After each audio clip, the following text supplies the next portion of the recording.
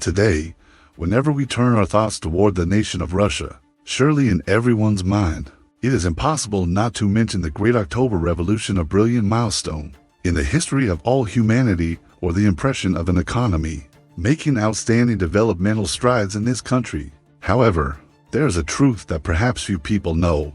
Throughout the long process of human history, Russia once stood among the ranks of the three largest empires in the world.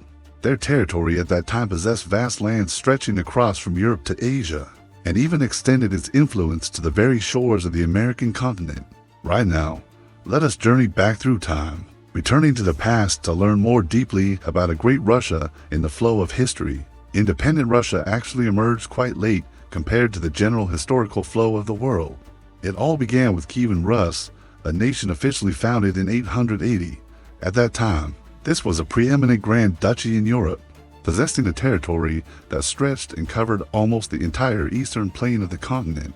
Although it bore the title of a unified independent nation, in reality, Kievan Rus was a polity integrated from small, scattered holy lands, which were directly governed by various local lords. Under the era of Grand Prince Yaroslav the Wise, who held power during the period from 1019 to 1054, Kievan Rus witnessed a brilliant development in all fields of life. They rose to become a formidable rival, directly threatening the position of the mighty Byzantine Empire. At the same time, it was during this period that Christianity, a religion that had been adopted earlier, officially became Orthodoxy and has persisted as a dominant ideology to this very day. However, after Grand Prince Yaroslav I passed away, Kievan Rus immediately fell into a severe crisis. The cause stemmed from the bloody internal wars between the princes within the royal family, the scramble for supreme power. By the end of the 11th century and the beginning of the 12th century, Novgorod, which was an important center of Kievan Rus in the north, gradually split away, gaining political independence and establishing a separate independent polity for itself. From that moment, the absolute dominance of the Kiev region officially came to an end, yielding its position to other lands such as Vladimir Suzdal in the northeast, Novgorod in the north, and the Halab-Volhynia region in the southwest. Entering the 13th century, the cavalry of the Mongol army became a terrifying horror to every fortress and nation throughout the world, and Russia was, of course, no exception. In 1237, the Mongol Empire quickly mobilized a massive army, directing the invasion toward Kievan Rus, which was then on the verge of disintegration. After 3 years of warfare, by 1240, the Mongol army had successfully invaded and turned a series of the most bustling cities of Kievan Rus at that time, such as Ryazan, Kolomna, Moscow, Vladimir, and Kiev itself, into piles of ruined ashes. Under the trampling of this most powerful and elite army in world history, only the Novgorod Republic was not occupied and could continue its developmental momentum. The once renowned Kievan Rus polity officially disintegrated completely after 3 years of war, and formally became a vassal state under the control of the Mongol Empire.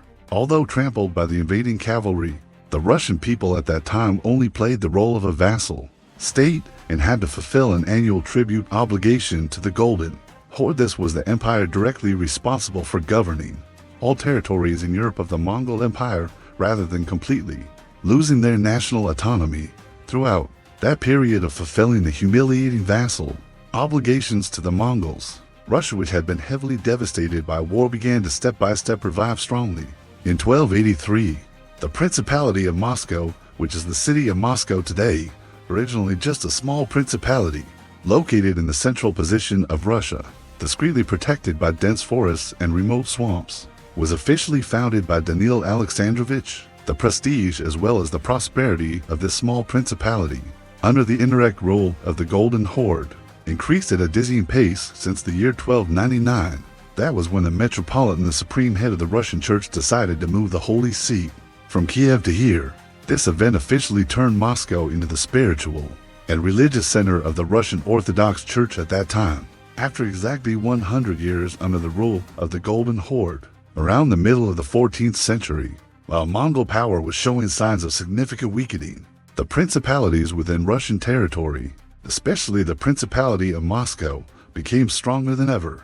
In 1320, the Principality of Moscow demonstrated overwhelming strength and eventually seized total power from its mother principality, the Principality of Vladimir. The Grand Duchy of Moscow then resolutely refused to perform tribute obligations, rose up to directly challenge the Mongol rule, and constantly called for the unification of forces from other neighboring principalities. In late 1380, General Momai, one of the most powerful military leaders of the Golden Horde, organized a massive military campaign to march against Russia. However, under the talented leadership of the Grand Duchy of Moscow, the Russian people conducted an extremely strong resistance. They crushed the Mongol army and gained a complete victory at the Battle of Kulikovo.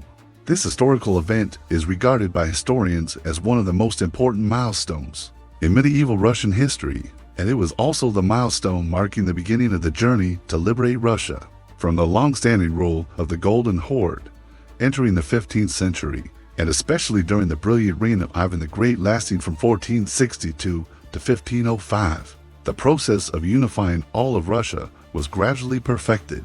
This achievement was thanks to policies of gathering scattered lands to strengthen both the population and the assets of the nation. Since the 1440s, the Golden Horde began to reveal deep internal divisions and gradually weakened. By 1480, after another century had passed, Grand Duke Ivan III bravely tore up all the binding regulations regarding tribute, officially overthrowing the Mongol rule at the Ugra River. With the title the Gatherer of the Russian lands, Ivan III also, at that same time, specifically in 1478, proceeded to completely destroy the Novgorod Republic. After successfully annexing other principalities, the Grand Duchy of Moscow increased its territory threefold, and the foundation of a unified state was officially born from this milestone. In 1547, Ivan IV officially ascended to power and took the supreme title of Tsar. By 1550, the emperor, whom history often calls Ivan the Terrible, carried out decisive reforms of the country by introducing a new code of law called the Sudovnik. He also established the Zemsky Sober Council of the land. This was the first body representing the Russian feudal government. At the same time, he implemented measures to minimize the influence of the clergy and the nobility of that era. In 1552, Ivan IV launched offensive wars and completely defeated the Kazan Khanate, then annexed its entire territory into the Russian map. In 1556, he continued to annex the Astrakhan region and destroyed the largest slave market located on the Volga River. He commissioned the construction of St. Basil's Cathedral in the capital, Moscow, to commemorate the great victory of conquering Kazan.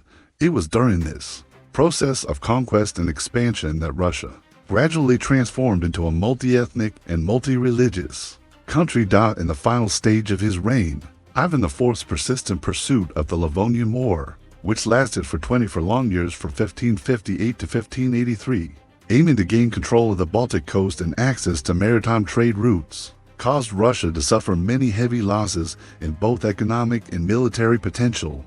Throughout the 1560s, a situation of drought and horrific famine, along with successive attacks from the Polish-Lithuanian side, invasions by the Tatars, and the blockade of maritime trade routes by the Swedes, Poles, and the Hanseatic League, devastated Russia terribly.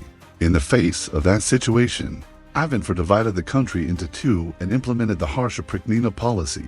The Oprichniks, originally members of an organization founded by Ivan himself, quickly went beyond all control and became literal killers. They massacred the nobility and the peasantry mercilessly, forcing everyone to join the army to fight in the war with Livonia. In 1570, Ivan IV ordered these Oprichniks to kill the entire population and then burn Novgorod, turning this once wealthy and strong city into a dead city in the literal sense. This horrific event was recorded in history as the Novgorod Massacre. By 1571, Russia was so weakened that the Crimean Tatars were able to easily enter, loot, and then burn the capital, Moscow. In 1584, Fyodor I ascended the throne, but in reality, this Tsar handed over most of the tasks of looking after the kingdom to his brother-in-law, Boris Godunov. In 1591, Godunov murdered Fyodor's youngest brother, Tsarevich Dmitry, in the ancient town of Uglik. When Fyodor passed away in 1598, Godunov immediately rose to rule Russia and took the title of Tsar. But this rule was not legally recognized by history. The death of Fyodor I, coupled with the state of famine that continued for 3 years from 1601 to 1603, made Russian society increasingly disorganized and fell into the time of troubles. For 8 consecutive years, From 1606 to 1613, the country at this time was reeling violently due to internal chaos, which created a golden opportunity for the Polish invaders. The invaders reached as far as Moscow and placed two impostors named False Dmitry I, and later Władysław IV vassal Polish prince upon the throne of Russia. Finally, in 1613, thanks to the persistent and heroic struggle of the people of Moscow, the Poles were completely expelled from the city. The boyars nobles then together elected Michael Romanov to become the Tsar of Russia, officially opening the Romanov dynasty, which flourished for 304 years in Russian history. The most urgent and important task of the Romanov house from its early days was to reconstruct peace for the country. It was a fortunate thing for Russia that its main enemies at that time, Poland, the Grand Duchy of Lithuania, and Sweden, were plunging into conflicts with each other.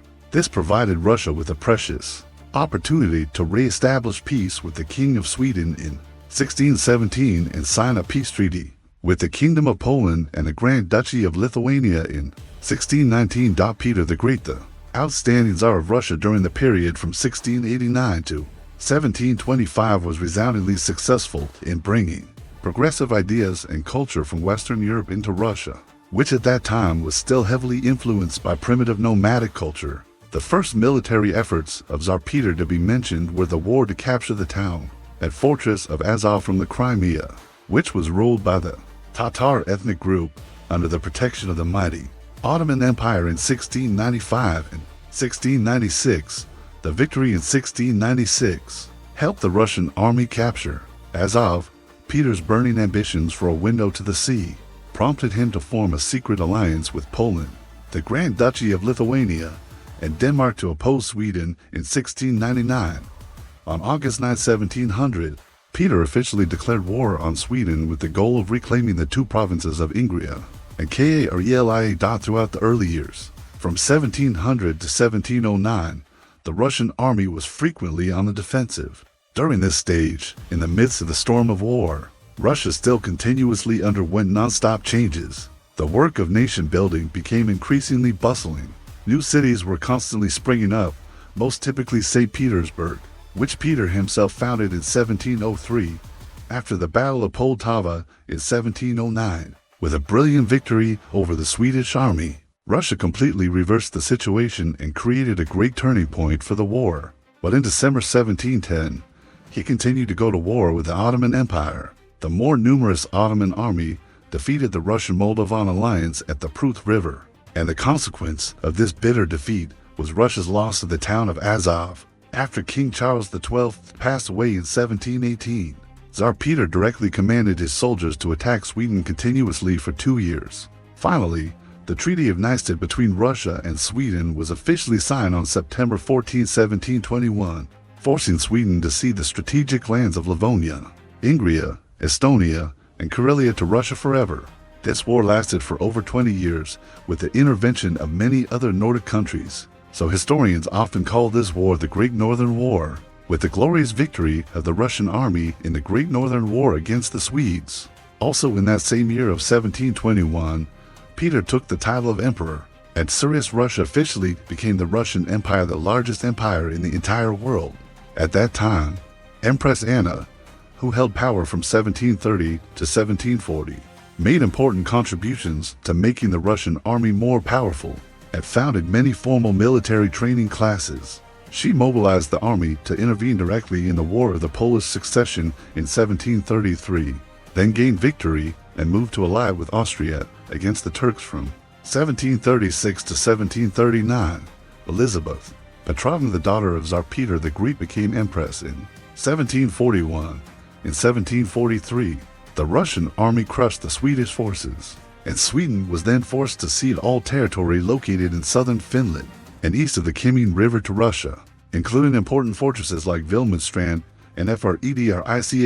In 1762, Tsar Peter III ascended the throne and made the decision to withdraw from the French-Austrian-Swedish alliance. Instead, he established a Russian-Prussian alliance.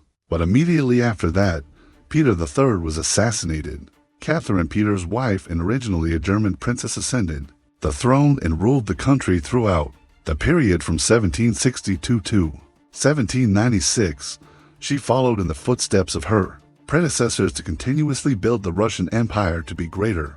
Since 1768, Empress Catherine II was resoundingly successful in launching a war against the Ottoman Turkish Empire, which was then in decline, thereby expanding Russia's southern territory as far as the Black Sea region. By 1774, after a series of disastrous defeats, Turkey was forced to sign a peace treaty with the Russian side. Accordingly, the Tsar had the right to build and protect Orthodox churches right in the capital Constantinople of the Ottoman Turkish Empire. In the war that broke out between the Ottoman Turkish Sultan and Empress Catherine II the Great, from 1787 until 1792, the Turkish army was defeated once again, and Crimea officially fell into the hands of the Russian Empire. At the same time, also during this period, Empress Catherine II continuously conducted the partitions of Poland in the years 1772, 1793, and 1795, helping the Russian Empire control many more vast territories of Poland and Latvia. In 1812, Tsar Alexander I skillfully led the people of Moscow to completely defeat the expedition of Emperor Napoleon, helping to maintain territorial integrity while firmly consolidating the name of the Russian Empire. In the international arena, in December 1825, an uprising of a small group of nobles and military officers with the desire to develop Russia along liberal lines was quickly suppressed by Alexander I, however. In the Crimean War, lasting from 1853 to 1856, the army of the great Russian Empire in the eyes of Europe at that time repeatedly had to receive defeats before the alliance of France, Britain, the Ottomans, and Sardinia. The consequence was that they lost sovereignty in the Black Sea region, which was a great achievement of Empress Catherine II the Great. Previously, Alexander II ascended the throne in 1855 and carried out a shocking event, liberating 23 million Russian serfs from poor living conditions, which were much more backward compared to the situation in Western Europe at the time. Although the emancipation of the serfs in 1861 was the most important event in Russian history in the 19th century, in reality, the discontent in the hearts of the peasants and revolutionary tension showed no signs of abating. By the end of the 1870s, Russia and Turkey once again had a clash in the Balkan region. During this period, the Russian Empire expanded its power as far as Central Asia, an area extremely rich in minerals, thereby conquering khanates such as Kokand, Bokhara, and Khiva, as well as the entire Trans-Caspian region. Thus, throughout the 19th century, Russia continuously expanded its territory and power. The Russian border was extended as far as the regions of Afghanistan and China, and their territory stretched as far as the coast of the Pacific Ocean. Unlike his father, the new Emperor Alexander III, during his time in power from 1881 to 1894, resolutely restored the motto, Orthodoxy, autocracy, and nationality. In 1894, Nicholas II officially succeeded the throne and became the last Tsar in the history of Russia. Under the strong influence of the Industrial Revolution in 1898, the Russian Social Democratic Labor Party, with a core component following the ideology of Marxism, was officially founded. During this period, the presence and influence of the Russians increasingly grew in the Far East lands, which further provoked and increased hostility from the Japanese side. In January 1905, the Japanese army launched a surprise attack on Russia, causing the Russian army extremely heavy losses and consecutive defeats. The bitter defeat in the Russo-Japanese War forced Nicholas II to make concessions to those following reformist trends. In the following years, Emperor Nicholas II repeatedly made mistakes with leading the Russian people into World War I just to protect Serbia. When hostilities broke out in August 1914, Russia had to fight against both Germany and the Austro-Hungarian Empire to support its French ally. The consecutive defeats of the Russian army, combined with the severe food shortages in the country, pushed the Russian Empire to the brink of collapse. In February 1917, soldiers and workers were completely fed up with the decaying society of that time and simultaneously rose up in continuous strikes in the city of Petrograd. Faced with such an extremely urgent situation, on March 2, 1917, Nicholas II was forced to announce his abdication, officially ending the existence of the Russian Empire under the rule of the Tsars in history. The history of Russia then officially turned to a completely new chapter, thanks to the brilliant success of the October Revolution led by those following the Bolshevik line. headed by the great leader Lenin, the great Russian Empire, although it ended its historical role, truly left an extremely solid foundation for the Soviet Union to later develop outstandingly and powerfully.